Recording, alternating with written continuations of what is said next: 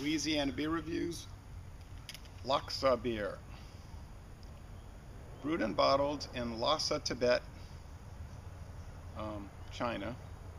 It says 10% of profits to philanthropy in Tibet. Okay, apparently this is 4.6% alcohol. I say apparently because it doesn't say on the bottle, and there really isn't any kind of website. And rate beer says 4.6. Okay. What I did find out was this brewery was established by the Chinese government in 1988, and they began going into production in 1989. They had problems off and on with quality control, old broken down equipment, couldn't even get the beer shipped out of Tibet. Then in 2004, Carlsberg went into partnership with them. I know that because that's on the Carlsberg website. It's a Carlsberg brand, sort of. 50% of the company is owned by Carlsberg, the other 50% by the Chinese government. It's sold in Texas. I don't know of any other states. I bought this at World Market in the Woodlands, Texas. Nice thing, it's a 12-ounce bottle. It's a very heavy glass.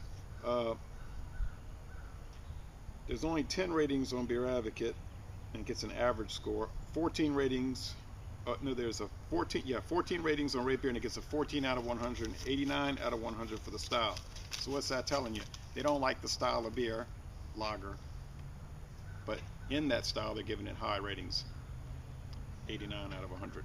It's got some little Tibetan man with holding, look like a turnip with a bird and some kind of deer animal flags in the background, and an apple tree, I guess, or some other kind of tree, and the man's holding prayer beads. I would be very wary of this, though. They say 10% to Tibetan charity. It's owned by the Chinese government, who has occupied Tibet since the 1950s. Tibet did kind of break away from China in the 1920s and 30s, had a semi-independent existence where they were becoming independent, and then China invaded them and recaptured it. Buddhist organizations can't stand this setup. So you have the occupying government in cahoots with a European beer company saying they're going to give 10%. Okay, I see a little bit of smoke here. 10% of the profits to philanthropy.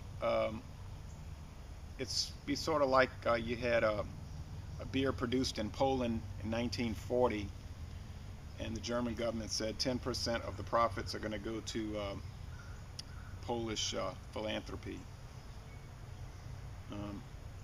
You can bet it isn't going to go to Tibetan independence. Not that I'm involved in that. I mean, I try to be neutral in foreign affairs, but I'm saying I'd be worried about this philanthropy. Okay, this is about beer, though, not world geopolitical situations. Thick white head and a murky straw appearance. Kind of an odd appearance, almost a beige. There are lots of little brown chunks floating about, and lots of bubbles in this etched Anheuser-Busch glass. Well, it's not filtered, or if it is, it's barely filtered. But Carlsberg, I find, usually makes very good stuff, so let's see how they did with this beer that they've been taking care of for the last 9 years. Well, it smells very sweet and malty. And also, I believe this is the first video review for this beer in the world. It's a rich, malty, sort of dank aroma. I don't think the beer is old, but how would I know? There's no date on the bottle. Do like those yeast chunks, though.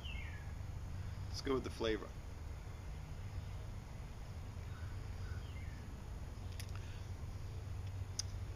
Yeah, it does taste kind of old, to tell you the truth.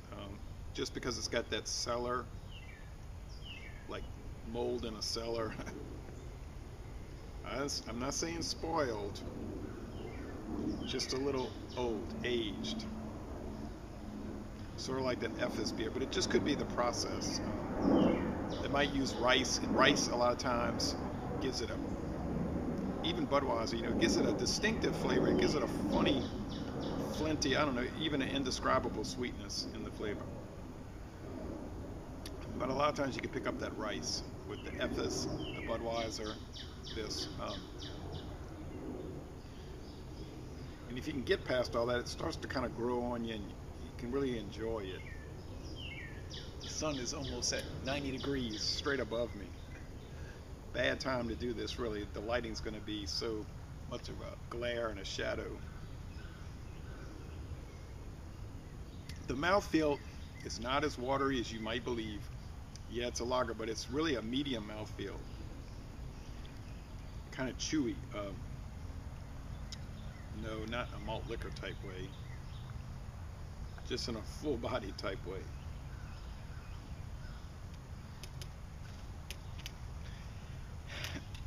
And I find that Tiger Lager or the 33 Export, which is a Vietnam oriented beer, or Beer Lao from Laos,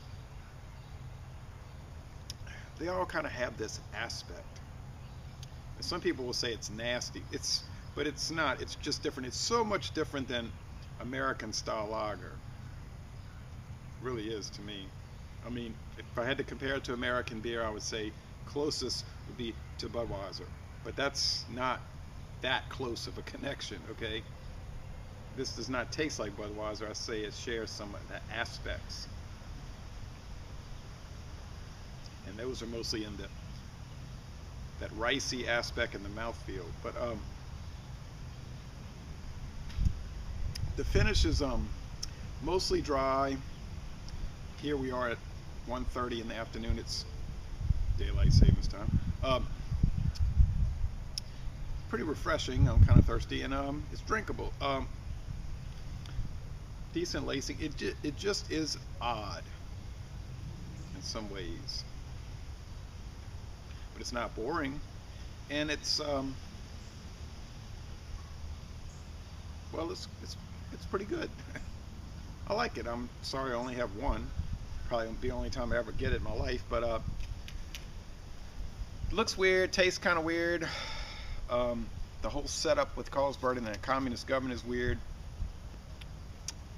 But I certainly think it's worth trying, and I'm going to give it a...